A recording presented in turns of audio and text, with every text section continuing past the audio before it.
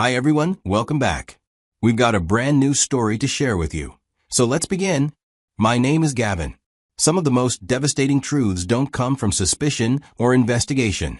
They arrive by pure accident. Minded the day I drove 90 minutes down the highway for a work trip, realized I'd forgotten my wallet, turned around, walked through my front door, and found my 5 months pregnant wife in our bed with our neighbor. That single moment rewrote everything I thought I knew about my life. I had been married to Vera for 6 years when I caught her. We met when I was working as a sales director for a medical device company, a job that required constant travel. Vera was a marketing manager for a retail firm, with a regular office schedule and predictable hours. We connected quickly after meeting. Same values, similar upbringing, similar ambitions. We started dating within weeks, and the relationship moved through the standard stages naturally. We got engaged after 2 years, moved in together, had a beautiful wedding surrounded by family, and settled into a 3-bedroom house in the suburbs that we bought together. For the first several years, the marriage felt stable. We both had demanding careers, but we made the effort to coordinate schedules and support each other. We had an active social life with other couples, and from the outside, we looked like a young professional marriage that was working exactly as it should. My job often kept me on the road. At first, Vera handled it well. She stayed busy with her own routines, friends, and work. We video chatted while I was traveling, and when I came home, we reconnected strongly. The distance even added some excitement. It made our time together feel more valuable. The travel wasn't optional. It was a core part of my position, and the income enabled us to live comfortably and save aggressively. Dropping the travel would have meant risking everything we'd built financially. I didn't see it as a choice, it was part of the deal. We had been trying to get pregnant for about a year before it finally happened. The process was rough. Month after month of negative tests, frustration, doubt. We even started talking about whether we needed to see a fertility specialist. Then the positive test finally came, and everything changed. Vera's pregnancy felt like a significant step forward. It felt like our lives were moving into the next chapter we had always pictured. I was excited, nervous, proud, all the things future fathers feel. The pregnancy was progressing smoothly. Vera was 5 months along. The anatomy scan looked perfect. We had started buying baby supplies and setting up the nursery. We were fully committed to preparing for the child we believed was ours. My parents and younger siblings lived about 5 hours away by car, or an hour by plane. Despite the distance, we stayed close. I visited several times a year and called them every week. They were excited about becoming grandparents, and my siblings were ready to be an aunt and uncle. The night everything fell apart began with a phone call around 11:30. It was my father. He told me my mother had been taken to the hospital in an ambulance. She'd had severe chest pain and trouble breathing. The doctors were running tests to see if it was a heart attack. I was immediately on edge and wanted to get to my mother as fast as possible. I checked flights online, but every morning flight was booked. The earliest I could get was late afternoon, and I didn't want to wait that long when we didn't know how serious her condition was. So I decided to drive. If I left right away, I could get there by early afternoon, even with breaks. Driving meant no airport delays, no waiting. I talked to Vera about the plan before bed. She was supportive. She said I should go, that my mother needed me, and that she'd be fine at home. She didn't complain at all about the sudden trip. I woke around 5:30, packed a small bag, and got ready. I was anxious and emotional, thinking only about my mother and what I might walk into at the hospital. Vera was asleep. I didn't want to wake her again since we had already discussed everything. I figured I would text her once I arrived. I left the house quietly around 6 and started the long drive east. My mind was completely locked on the emergency, my mother's health, the possibilities, the unknowns. After about 90 minutes on the road, I stopped at a gas station to refuel and use the restroom. When I reached for my wallet to pay, my pocket was empty. I checked the other pocket. Nothing. I searched the car and my bag. The wallet was nowhere to be found. Frustration hit me hard. I knew immediately I must have left it on the dresser during the rushed morning. I'd been so focused on getting out the door that I didn't even think to grab it. I stood there at the pump trying to decide what to do. I considered taking the risk and continuing the drive. Maybe my father could send money. Perhaps I could get by using my phone for payments. But the reality was simple. I needed the wallet. I needed my ID, my insurance cards, and my credit cards. If something happened with my mother, I might need identification to sign medical documents. And if I ended up flying back home later, I definitely needed my ID. After a few minutes of weighing everything, I accepted that I had to turn around. The mistake was going to cost me about 3 hours total, driving back for the wallet and then returning to that point. But there was no way around it. I turned the car around and headed west toward Denver. I was angry at myself for the oversight, stressed about the lost time. But I knew I had to fix the mistake before I could move forward. I got back to the house around 8 in the morning. The sun was up, the neighborhood looked normal, people leaving for work, someone walking a dog, a couple of cars warming up in driveways. As I pulled into my driveway, I noticed our neighbor's car parked on the street directly in front of our house instead of in his own driveway next door. It registered as slightly odd, but I didn't think much of it. I assumed he was doing a project or had something blocking his driveway. The neighbor was in his mid-30s and lived alone. Friendly enough. We'd talk once in a while. He had helped Vera with a few things when I was traveling, carried heavy items for her once, handled a plumbing issue another time. He always seemed like a decent neighbor. I walked up to the front door, unlocked it, and stepped inside. My only thought was to grab my wallet and get back on the road. The house was quiet at first. I assumed Vera was still asleep upstairs. I headed toward the stairs. As I started climbing, I heard sounds coming from the master bedroom. Voices, movement. Something about it felt off. I walked down the hallway. The bedroom door was slightly open. The noises became clearer. My brain recognized the sounds before I was willing to accept them. I pushed the door open all the way. The scene was immediate, obvious, and impossible to misinterpret. Vera was in our bed with the neighbor. Both of them were completely undressed. Both were in the middle of sex. The image hit me instantly and burned itself into my mind before they even realized I was standing there. For a moment, time stopped. My mind blanked out, trying to make sense of what I was seeing. Everything I believed about my marriage, my life, and my future just collapsed in 1 second. The neighbor saw me first. His face snapped into panic. He started scrambling for the sheets, trying to cover himself and get out of bed. He was stammering something, but I couldn't process a single word. Vera saw me next. Her face twisted into pure shock and horror. She understood instantly that I wasn't supposed to be home, and she had been caught. Whatever she thought she could hide was now exposed. Her expression told me she knew her entire world had just detonated. I didn't say anything. I couldn't. I just stood there, 5 seconds, maybe 30, I honestly don't know. Time didn't feel real anymore. I stared at the scene and tried to force my mind to accept what my eyes were showing me. Then I turned around and walked out of the room before the anger inside me broke into something I couldn't take back. I walked down the hallway, down the stairs. I heard Vera's voice behind me, calling my name, crying, scrambling to get dressed. I watched the neighbor rushing down the stairs, the front door opening and closing as he escaped. By the time Vera came downstairs, I was in the kitchen. She was wearing a robe, crying, trying to talk. Her words were predictable and empty. It was a mistake. It didn't mean anything.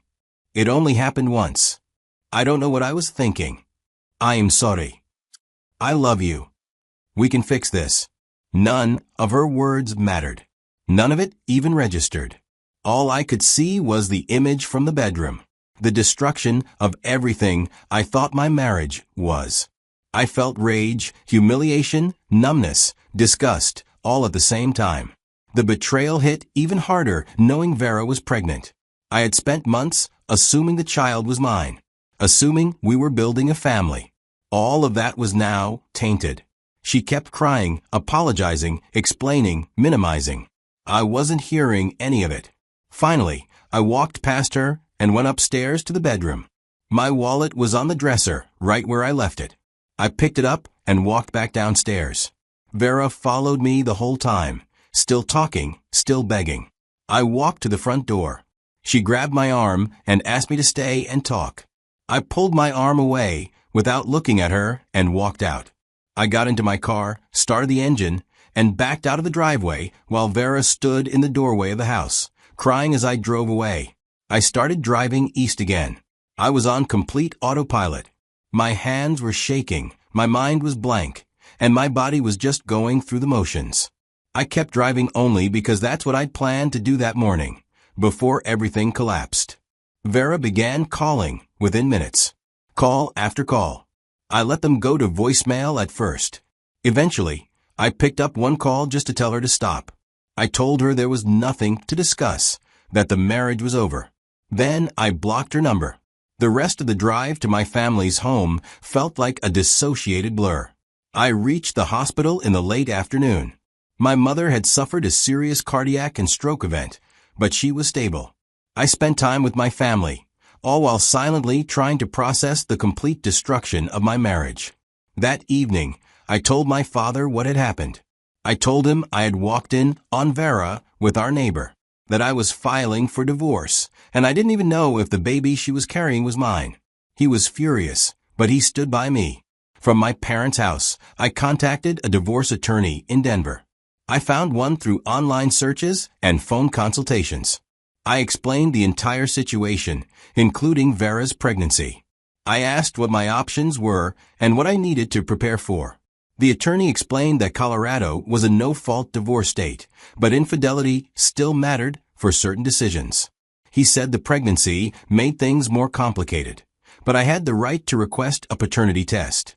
He advised me not to sign any birth certificate or accept any parental responsibility until paternity was confirmed. He recommended filing immediately. I told him to proceed. I wanted the divorce paperwork filed before I even returned to Denver. Vera kept trying to reach me through every possible method. She called from new numbers, texted from friends' phones, and left long voicemails begging me to talk to her. She asked me to listen, to let her explain, to give her another chance. I responded only when necessary, and every response was cold. I told her we were done, that there was no coming back from what I saw, that she had destroyed everything.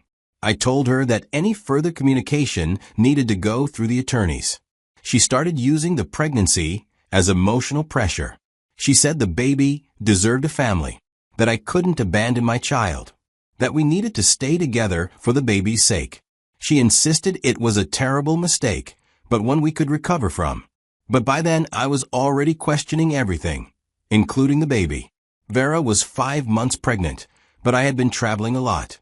I had no way of knowing whether the child was conceived during one of my trips, when apparently she had been seeing our neighbor. That uncertainty poisoned everything. I couldn't see her pregnancy as anything but hopeful or meaningful anymore. I saw it only as another piece of the betrayal, another lie in what had clearly become a long, hidden chain of deception. I took time off work and stayed with my family for about a week, helped my mother recover, tried to make sense of everything with their support. But eventually, I had to return to Denver, both for my job and to handle the practicalities of separating from Vera. There was no chance I could move back into the house. I couldn't be in that space. I couldn't sleep in that bed. I couldn't exist in the same environment where I had discovered the betrayal. So I found a furnished short-term rental and stayed there instead. Vera did everything she could to slow down the divorce. Her attorney filed motions asking for more time. She requested delays. She suggested mediation and counseling. She tried every legal tactic available to drag out the process. But she couldn't stop it forever. The divorce moved forward through Colorado's required months-long legal procedure, dividing assets, assigning debts, deciding the future of the house, all the administrative work of dismantling 6 years of marriage. She gave birth while the divorce was still in progress. She called to tell me she'd had a baby boy, healthy, named him something I didn't bother to remember. She said I could come see him if I wanted. I told her, through my attorney, that I wouldn't be seeing the baby, signing any birth certificate, or accepting responsibility until a DNA test proved paternity. I said I had serious doubts the child was mine. I agreed to the test, but nothing else. Vera was devastated. She had convinced herself that seeing the baby would change my mind. That becoming a father would erase the betrayal, the lies, the months of deception. That I would fall in love with the child regardless of whether he was mine. But I didn't budge. I couldn't allow myself to bond with a child who might not be mine. I had to protect myself emotionally, legally, financially, until the truth was undeniable. The court arranged the paternity test. Vera brought the baby to the medical facility. I went separately. We each provided samples. The lab would send results directly to the court and to both attorneys. Waiting was torture. A part of me hoped the child was mine, that at least one piece of my life had been real, that I was truly a father, even if the marriage was over. Another part hoped the child wasn't mine, so I could walk away clean. No tieto vera. No lifelong connection to the woman who betrayed me. No forced co-parenting with someone I could no longer trust. The results came back about 10 days later. My attorney called before the paperwork arrived. The child was not mine. The baby that Vera carried. The child I had prepared to father. The milestone I had been excited for. None of it belonged to me. The entire pregnancy had been built on deception. She had been carrying, most likely, our neighbor's child while pretending it was mine. I felt everything at once. Relief, because I wouldn't be tied to her through a child. Grief, because I had wanted to be a father. Rage, because the betrayal ran deeper than I ever imagined. Vindication, because my instincts had been right. Once the paternity results were official, the rest of the divorce moved quickly. Vera had no leverage left. My responsibilities were limited to dividing marital assets, nothing related to child support or parenting. The final settlement split our assets according to the law. Vera received her share of the house equity, retirement accounts, and the savings we built during the marriage. But she lost everything of substance. She lost the marriage she destroyed. She lost the husband who had been committed to building a life with her. She lost the future she had imagined. She lost the family structure she counted on. She lost the father figure she had hoped would raise the child. She lost her reputation as our friends learned the truth. She lost the bond with my family, who had treated her as their own. She lost the stability, trust, and partnership that had shaped her adult life. The financial settlement gave her money, but none of it replaced what she destroyed in a few hours of catastrophic decisions. Looking back now, I see lessons from my story with painful clarity. I learned that a life can collapse in a single morning. I woke up believing I had a loyal wife, an unborn child, and a secure future. By 8 o'clock, all of it had been exposed as fiction. The life I thought I was living was nothing more than a well-hidden lie. I learned that betrayal during pregnancy carries a different kind of damage.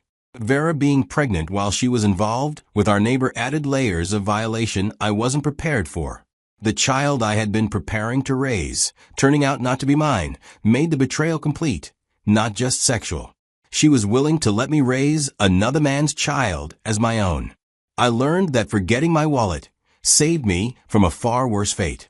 If I hadn't turned back that morning, I never would have known the truth. I would have gone to my parents' place.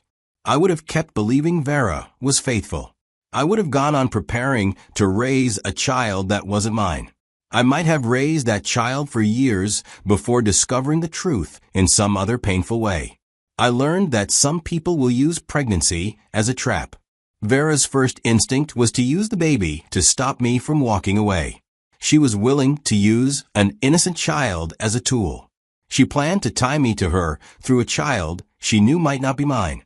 I learned that the legal system protects people when they request paternity testing before signing a birth certificate, which is a basic right.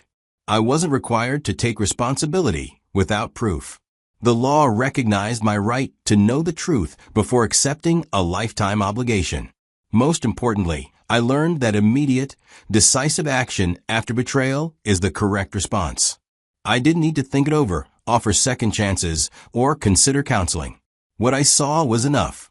Walking away and filing for divorce on the same day was the right decision. Some people say I should have let Vera explain. Others say she got exactly what she deserved, and that leaving immediately was the only reasonable reaction. I agree with the latter. I'm entirely at peace with the choices I made. I handled the situation as well as anyone could. I protected myself from an even worse outcome. And I know I deserve better than what Vera gave me. I haven't heard anything about her in over a year. I assume she's raising our neighbor's child on her own. I don't know if he stayed or left. I don't care either way. She stopped being my concern the moment I walked out. I deserved loyalty and honesty. Vera offered neither. So I left, entirely and without hesitation. I am healing, slowly but steadily, rebuilding from what was destroyed. That, to me, is success. Thank you for watching.